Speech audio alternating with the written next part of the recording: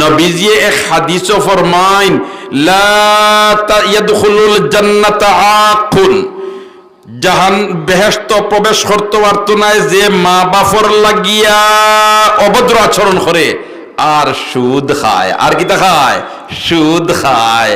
আরো রিওয়ায়াত আছে যে মা বাপর লাগি অভদ্র আচরণ করে আবার ঘুষ খায়। এই ধরনের মানুষ বেহেশত প্রবেশ করতে পারতো নাই। আর আমরা রে ভাই আল্লাহরে রাজি আর খুশি করা মতলব, আল্লাহরে রাজি আর খুশি করলে আমরা বেহেশত পাইমু।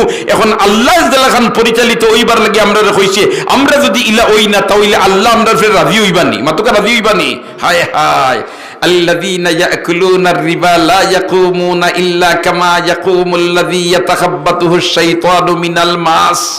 খাইল ময়দানে মাহশর আল্লাহর আদালত আমরার হাজিরি দেওয়া লাগবনি, মাতুকা লাগবনি, লাগবনি।